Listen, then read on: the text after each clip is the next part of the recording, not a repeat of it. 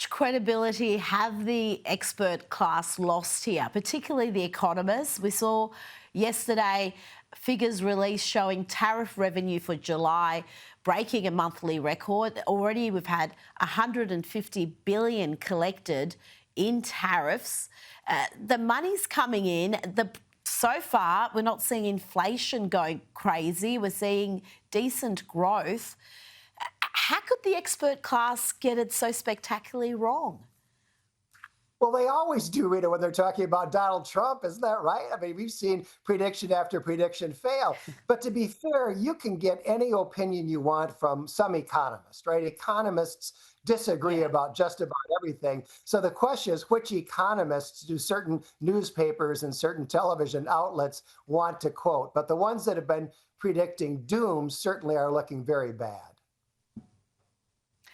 Well, President Trump's announced a relatively high tariff rate of 25% on India. This surprised a few people. We know Donald Trump and Prime Minister Modi are very friendly, and the president did acknowledge India was a friend, but he explained he was imposing an additional penalty on the country because it purchases the majority of its military equipment from Russia.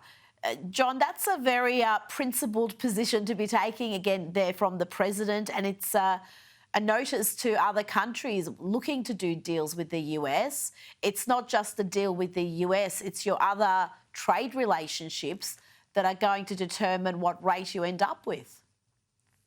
This is really interesting, Rita, and it illustrates the fact that Trump likes to use trade as an instrument more generally of foreign policy. So one of the things he's trying to do is to Yes. isolate Russia and isolate China. But what's going on here is that when a country buys its military supplies from another bigger, more heavily armed country, there's a tendency for it to align itself with that country. That creates relationships between your military and that country's military. And Trump doesn't like that. Trump wants the business here in the US, of course, but I think more importantly, he wants India firmly aligned with the United States in our camp. And I think that's really what's going on here.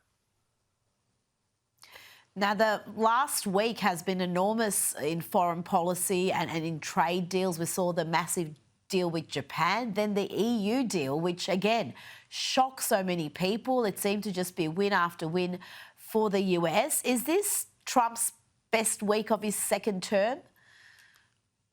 He's had several good ones, Rita, but it's got to be a contender. I mean, that EU deal was stunning. Here in America, the press is kind of mocking Trump. He's going to Scotland to go golfing. Well, he walks away with this incredible trade deal with the European Union. I mean, it's a fantastic deal.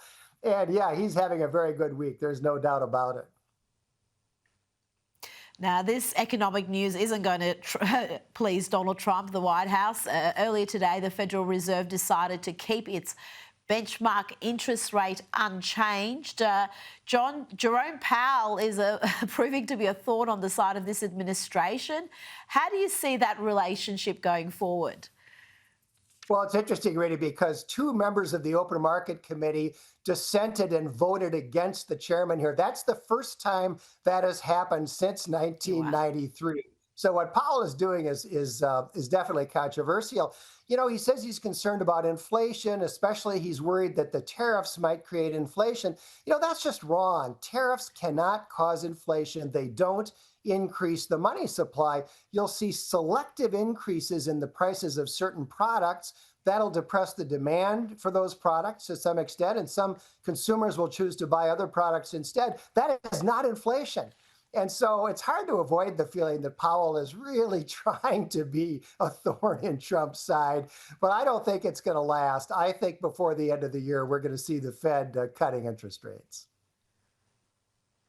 Now, before you go, we've heard that White House envoy Steve Witkoff is off to Israel. This is the first trip in almost 3 months for him. One US official told Axios the president wants to know more about what the humanitarian situation in Gaza is in order to know how to get more assistance to civilians in Gaza. John, how significant is this trip, and what assurances will Witkoff be seeking?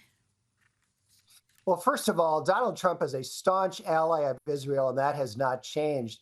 I think what's going on here is that Witkoff wants to check out the situation in Gaza, where there's talk about starvation and so on, investigate it. And I think he's going to come back and report that the problem is being caused by Hamas. Hamas keeps shooting people who are trying to distribute food or trying to receive food. That's the problem, and I think that's what he is going to report to President Trump. So you don't see any fracturing of that relationship between America and Israel? I'm pretty sure not, Rita. I mean, Donald Trump is a solid ally of Israel. Mike Huckabee, the ambassador, was quoted on that earlier today. He said there is no daylight, there is no change in the relationship. It remains as strong as ever. John Hinderaker, we always love having you on this program. Thank you so much for your time tonight. Thank you, Rita.